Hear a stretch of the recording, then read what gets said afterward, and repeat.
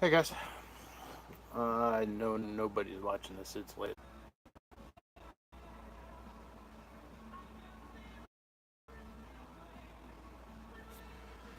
All right. Well, let's see what this video looks like. Just testing out, see if YouTube Live will work from the garage. I'm about 38, 40 feet from the house, probably a good 70 to 80 feet from my router. Um, I'm able to stream YouTube in the garage through my Roku. Um, I was just trying to see if actually I'd be able to go live up to the house and up to YouTube without having a problem. It's reconnecting a little bit here and there, but figure if you want to hang out and watch what I'm doing here, I'm working on the TOBSD hull. Um, I pulled all, um,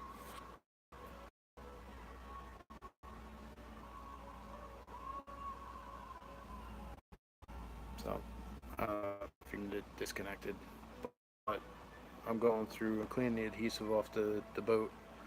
Um, I pulled the wraps off of it earlier using Goo Gone to just kind of wipe it down and get the adhesive off the boat. It's a little dirty. It's a pretty old hull. It's gone through several people's hands. I think I'm the third owner of it.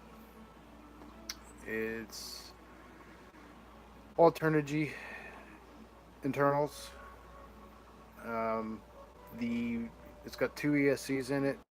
Both motors are Alternergy XK 3074 2000 kilovolt, and it's got Savox waterproof steering servos, so that's a plus.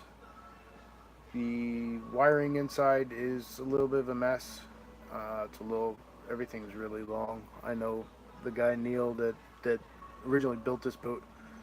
He was in the process of shortening up all the wiring and stuff. He got the boat to 69 miles an hour. He was going to go through his next steps and shorten up the wiring just neaten it up and everything.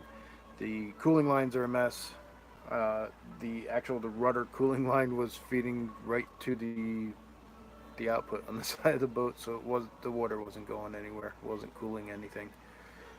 So we gotta go through. I'm gonna redo all the cooling lines anyway. I'm gonna put swoop cooling lines in it, and I gotta get some battery straps for it. Looks like the battery tray on it is broken, and it just needs help. It's hurting. Plan is to tear it down, airbrush it, make it look pretty, put it back together, and see what she'll do. Right now, it's got a couple of battery trays broken. It Neil was using reusable zip ties to hold his batteries in. I'm not gonna do that, especially after what happened with war paint this past week. Gonna get some real battery straps for it.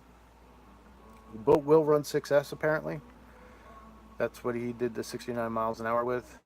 He was running Octura X442 props on it, and from what I'm being told, this thing had a lot more in it to go. So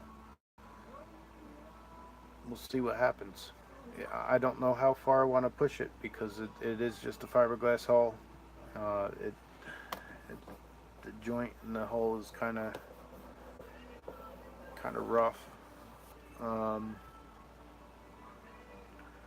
I don't know if I'm gonna push it much past 69. It's a very narrow hull. It's about half the width of the warpath, so it'll tend to spin out. Let me see if I can grab a tape measure. Hang on one second.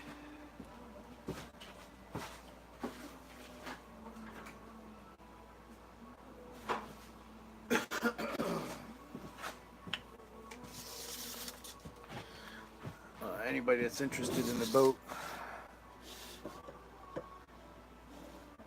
It's from the transom out, it's 33.5 inches.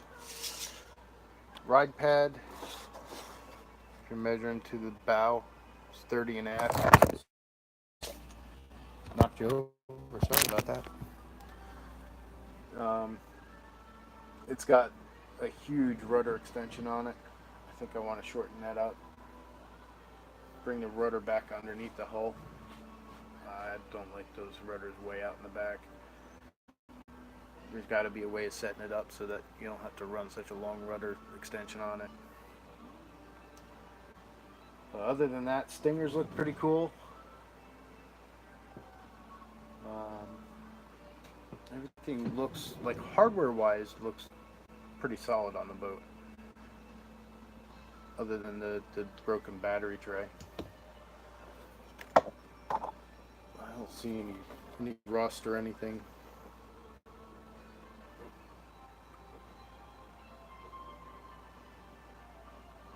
That battery tray is hosed. I'm not quite sure. And it's epoxied in there. I'm not quite sure how I'm going to go about fixing that.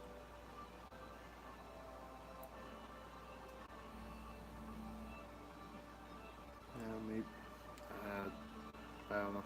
I'm going to have to sit and think about that one. I don't know if you can see in there. This tray here, right where the zip tie is all busted up.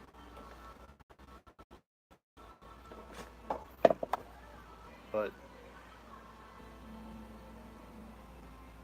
I may have to just delete this video, because it's annoying the hell out of me when it disconnects and then reconnects.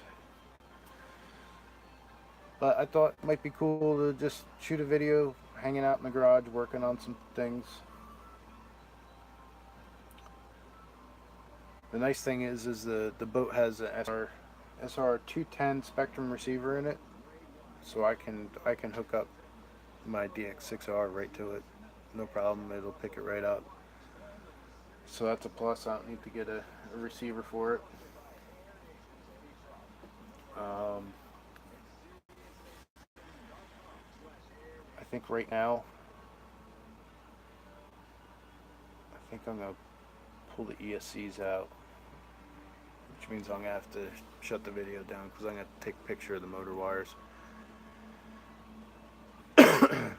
But I'm gonna pull the ESCs out, start prepping them for soldering to put the OSE 8mm anti-spark plugs on it, so I can fit my 6S in here.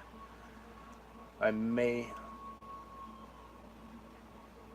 also rig it up to run 3S, because I have three 3S packs. I might just pick up a third one to run in here, or a fourth one, and run dual 3S.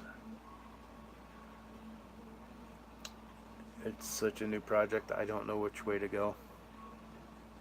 Right now, getting ready to tear it apart. I was going to do water lines tonight. There's no bulkhead fitting in the back for either of the water lines. He just drilled a hole in the hull and fed the water line through, which I guess is probably okay, but I'd imagine if it sat for any period of time, it was going to get water inside in the hull there. And honestly, I'm not digging the stuffing tube setup. I don't know quite how to fix that. I can get Teflon liner to put in there, but I don't know if it's necessary. It looks like it's definitely 3/16